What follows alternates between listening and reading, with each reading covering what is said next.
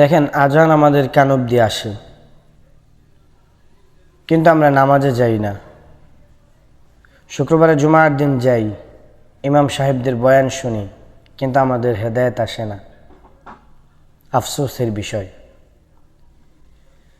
আমরা নিজেরা নিজেদেরকে মুসলমান দাবি করি, কিন্তু মুসলমানের কোনো কাজ আমরা করি না।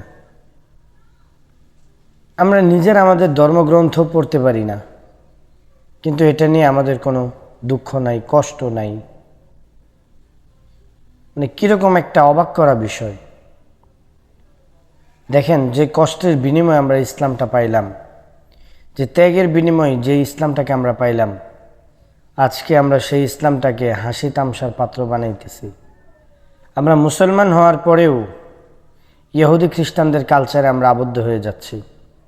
আমি দেখেছি অনেক বয়স্ক মানুষ, মানে মারা যাবে তার অবস্থাটা এরকম, কিন্তু সে যে মারা যাবে এটা সে ভুলেও কল্পনা করে না।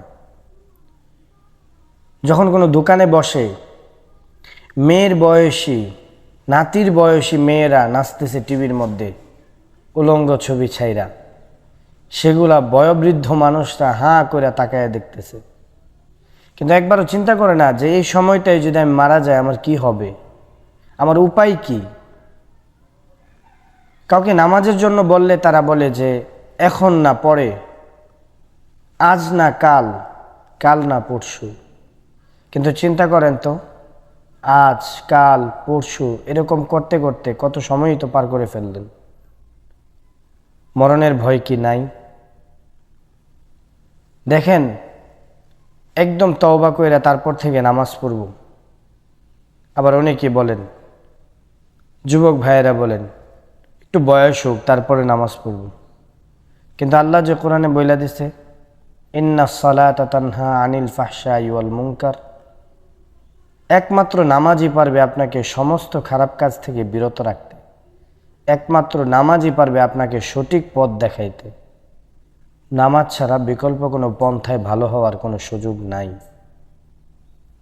অনেক মসজিদ সারা বাংলাদেশের মধ্যে, কিন্তু আপনি কি জানেন যে বাংলাদেশের মধ্যে যদি 2 লক্ষ মসজিদ থাকে, 2 লক্ষ মসজিদের সভাপতি, সেক্রেটারি, যত কমিটি আছে, ম্যাক্সিমাম কমিটিরা নামাজে আসে না, ম্যাক্সিমাম কমিটিরা নামাজ পড়ে না, ম্যাক্সিমাম কমিটিরা বেনামাজি। আল্লাহর ঘরের দায়িত্বটা যারা নেবে তারা বেনামাজি হওয়া, এটা কতটা দুঃখজনক বিষয়। আর এই সমস্ত বেনামাজিদের কথা আলেমদের শুনতে হবে, এটা কতটা লাঞ্ছনার বিষয়। আর আমরাও তো তেল মারা পছন্দ করতেছি। এই কারণে আমি আপনাদেরকে উদাহরণ আহ্বান করব, আমরা যেহেতু মুসলিম দাবি করি, অন্তত পক্ষে আমাদের ধর্মে যেই হুকুমটা রয়েছে, আল্লাহর ফরজ হুকুম 5 ওয়াক্ত নামাজটা আমরা নিয়মিত পড়ব। নিজের ধর্মগ্রন্থটা পড়ার চেষ্টা করব, সেটা শিখব।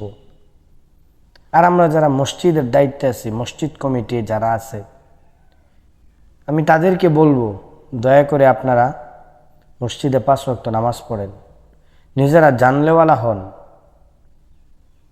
কারণ আপনারা ওই জায়গায় বৈশা নিজেরা অযোগ্য হইয়া যোগ্য ব্যক্তিদেরকে অপমান করেন, এটা আপনাদের জন্য খুবই ভয়ঙ্কর একটা জিনিস।